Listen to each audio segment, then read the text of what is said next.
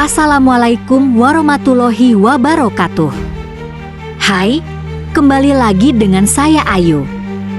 Presiden Prabowo Subianto berkunjung ke Cina pada tanggal 8 November hingga 10 November 2024. Dalam pertemuannya itu dengan Presiden Cina Xi Jinping telah menghasilkan beberapa kesepakatan, terutama pada bidang ekonomi serta politik luar negeri. Beberapa hari Prabowo berada di Cina, Prabowo pun bertemu dengan para pejabat tinggi negara tersebut, salah satunya Presiden Xi Jinping, Perdana Menteri Li Qiang, dan Ketua Komite Tetap Kongres Rakyat Nasional Tiongkok, National People Congress, Zhao Leji. Selain itu juga, Prabowo pun menghadiri pertemuan Forum Bisnis Indonesia-Tiongkok yang diselenggarakan di Hotel Peninsula, Beijing. Forum tersebut merupakan mempertemukan pengusaha dari tempat dagang dan industri, Kadin, Indonesia dan para pengusaha Tiongkok. Ada 4 poin penting yang dihasilkan dari kunjungan Prabowo ke Cina, yang dilansir dari kompas.com yaitu: 1. Mendatangkan investasi 157 triliun rupiah. Kunjungan Prabowo ke Cina disebut berhasil mendatangkan investasi ke Indonesia sebesar 10,07 miliar AS$ atau setara dengan sekitar 157,64 triliun rupiah. Kerjasama itu dilakukan antar pelaku usaha dari kedua negara. Para pengusaha menyepakati sejumlah perjanjian kerjasama yang sejalan dengan program prioritas pemerintah, antara lain di bidang ketahanan pangan, ketahanan energi, hilirisasi 26 komoditas utama dalam negeri, serta di bidang pemajuan sains dan teknologi. 27 kesepakatan kerjasama bilateral Indonesia-Tiongkok. Disaksikan oleh Prabowo dan Xi Jinping, Indonesia dan Tiongkok juga menandatangani 7 kesepakatan kerjasama bilateral. Prosesi penandatanganan digelar di salah satu ruangan di Great Hall of the People, Beijing. Adapun kesepakatan kerjasama antara Indonesia dan Tiongkok yang ditandatangani adalah Protokol Persyaratan Fitosanitari untuk ekspor buah kelapa segar dari Indonesia ke Tiongkok, pedoman kerja teknis untuk mempromosikan perikanan tangkap berkelanjutan, Memorandum Saling Pengertian tentang penguatan kerjasama ekonomi biru, Memorandum Saling Pengertian tentang kerjasama sumber daya mineral, Memorandum Saling Pengertian tentang kerjasama mineral hijau, Memorandum Saling Pengertian tentang kerjasama bidang sumber daya air, Memorandum Saling Pengertian tentang kerjasama penilaian kesesuaian.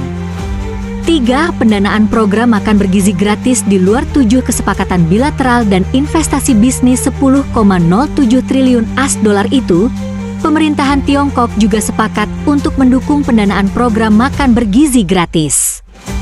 Kedua negara dalam hal ini menyepakati pendanaan Food Supplementation and School Feeding Program in Indonesia.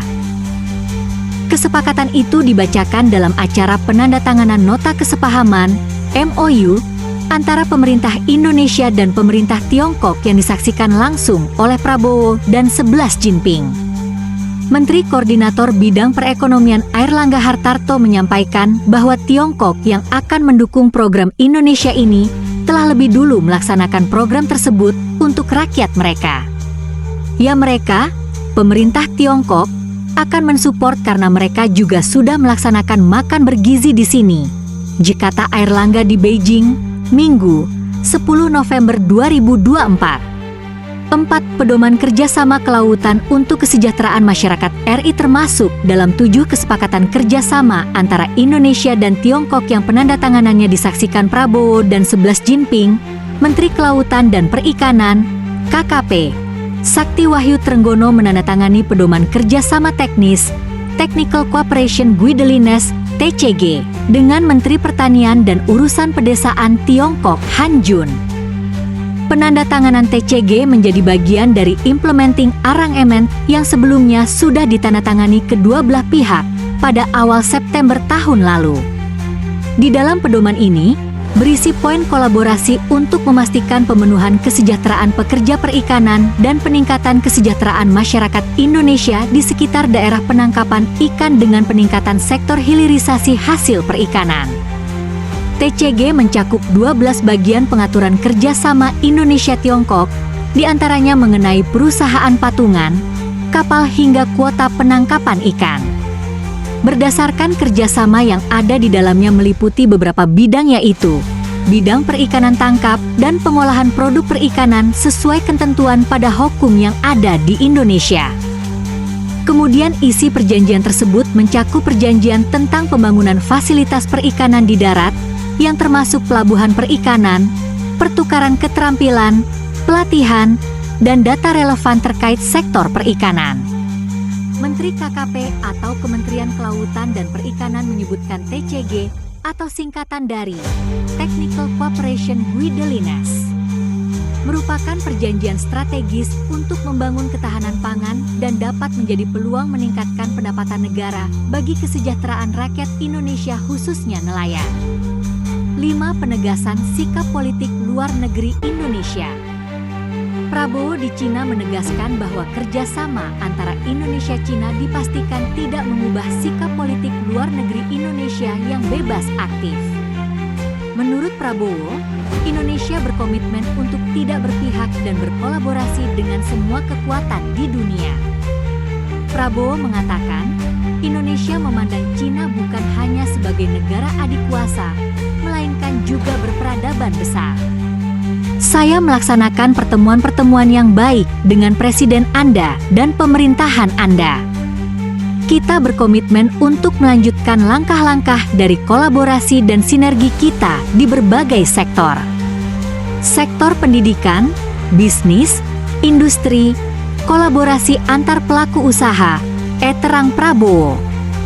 Dan kita sangat optimistis dan bullish untuk prospek ini.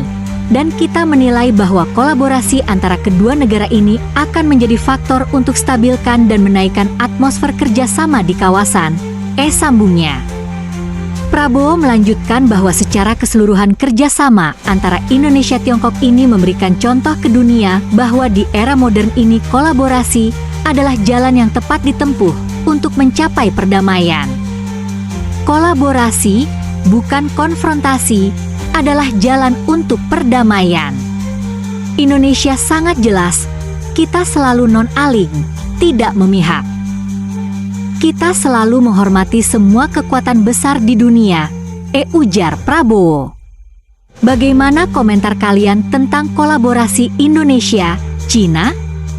Tulis di kolom komentar. Wassalamualaikum warahmatullahi wabarakatuh.